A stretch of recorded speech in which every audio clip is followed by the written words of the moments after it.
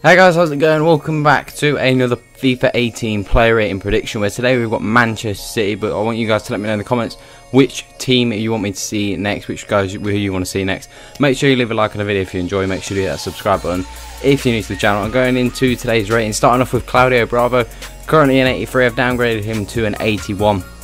It was a pretty poor season for Bravo, and it looks like with the new goalkeeper they brought in, Edison, looks like Bravo is probably going to be the number 2 now. Just really didn't have a good season, 36 games, only 6 clean sheets, and I think this downgrade is fair. Speaking of the new goalkeeper, Edison, here he is, 82 rated, I've upgraded him to, you see that, 39 games, 18 clean sheets, could possibly actually go up to an 83. I think an 82 would be the right rating, but I could see why he could potentially go up to an 83. Then got Vincent Kompany. I really like Vincent Kompany. I think he's a really good centre back. First off, I don't know how he's only got 81 physical.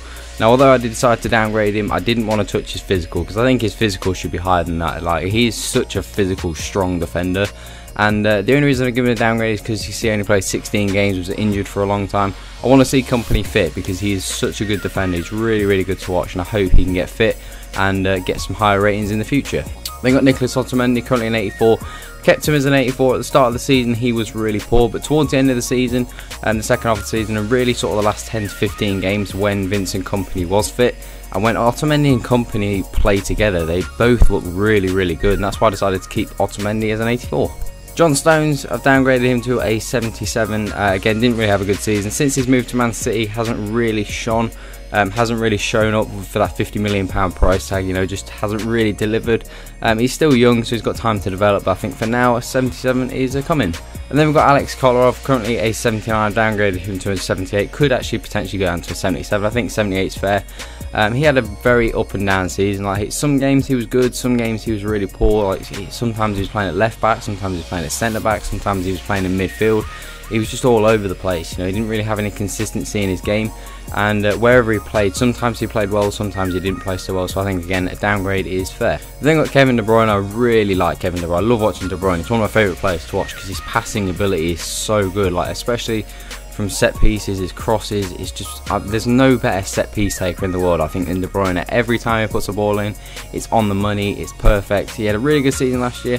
In terms of assists, you know, a lot of people don't think he had the best season. I think he had a pretty decent season, you know, 19 assists is pretty, if that's a poor season, I'd hate to see him when he has a good season. Then got David Silva, currently an 87, again, I've kept him as an 87. He had a pretty decent season, again, I think he had a decent season, Silva. I don't think he, by any stretch of the imagination, I don't think he'll get an upgrade. But I'd be really upset if he got downgraded, because I think he was much better this year than he was last year. Also internationally he did play pretty well as well, but David Silva I think it should be an 87. Then got Gundogan, currently an 85, downgraded him to an 84. Again, I really like Gundogan. I think he's such a good midfielder. The biggest problem with Gundogan is just his injuries. He gets injured so much, and that was always a problem at Dortmund. He's always injured. But again, when Gundogan is fit, and you see when he was playing at the start of the year, he was probably Man City's best player, and I hope he can get fit for next year because I really don't want to see him as an 84 for long. Then got Yaya Toure, currently an 84, and I've kept him as an 84. Didn't really play the first half of the season, obviously had a bit of issues with Pep Guardiola, so he kind of didn't really play. But then obviously, you know, they made up and Toure started to play, and he did start to play quite well. You see 30 games, 7 goals, 1 assist. Did kind of play more of that central midfield role, you know. I think he played alright, to be fair. I think he will stay at the same rating. Then got Fernandinho, currently an 81, upgraded him to an 82. I quite like Fernandinho as well. I think he's a decent midfielder. He does a good job. You know, sometimes just playing at right back for some reason last year. I don't know why the Pep decided to play him as a right back. But you know, in that CDM spot, Fernandinho, he's a very good midfielder, good defensively. That's why I gave him a good solid defensive upgrade to an 82 rated midfielder. Then got Fernando, pretty much just simple downgrade for me. 79 down to 77, didn't really play much. Typically when players don't play, EA tend to downgrade them quite heavily, so I think 77 is fair. Then got Raheem Sterling, 82, again I've downgraded him to an 81, a lot of downgrades, but you know, I think Man City did well, but I think at the start of the season they would have maybe been expecting a little bit better, and Sterling I don't think really had a good season. Again, much like John Stones, hasn't really delivered since moving for big money, and with obviously them signing Bernardo Silva, having Sané, and then possibly getting Alexis Sanchez, Sterling really won't get many chances, I don't think, anymore. So I think this downgrade is fair. Could possibly say as an 82, but I think an 81 would be the right rating for him. Then got Nolito, currently an 83. Again, just didn't really happen for Nolito. At the start of the season, sort of the first 10 games, Nolito was playing quite well. and then just for whatever reason got dropped. You know, I can't remember if he got injured, but you know, just didn't play, and then just never really got back in the team. You know, looks like he's going to leave Man City and maybe go back to Spain. We've then got Leroy Sané, one of my favourite wingers to watch, you know, along with people like Dembele and Neymar. I love watching Sané. He's so rapid as well. He really is so quick. You know, I just love Sané. I think he was one of Man City's best 3 players last year. He was really good. I think potentially could have been Man City's best player last year. Every time, every game, he seemed to deliver. He did a really good job when he got a good stint in the team. Always delivering, always looked like their most threatening player. So for me, Sané, a good 2-point upgrade for him. Then got a new signing, Bernardo Silva, currently an 82, upgraded him to an 83 again. Had a pretty decent season with Monaco. His stats don't look like he had a good season, but you know, obviously we get winning the league and getting to the Champions League semi-final. Obviously he must have had a good season, and Man City bought him for a reason. He looks like a really good prospect, and I'm sure he's going to get better. Then got Sergio Aguero, 89. Kept him as an 89. Had a good season. You can see 44 games, 30 goals and 5 assists. I don't think he'll go up, Aguero. You know, did have a couple of issues with injuries. Sometimes was on the bench as well when Jesus got selected over him. But I think Aguero should stay as an 89. A really good striker. We've then got Gabriel Jesus, currently a 78. Upgrade him to an 80. I love Gabriel Jesus. He's really good striker. You know, obviously the Brazilians just seem to really deliver when they come to the Premier League, and just in general, Brazilians just seem to be really good at football.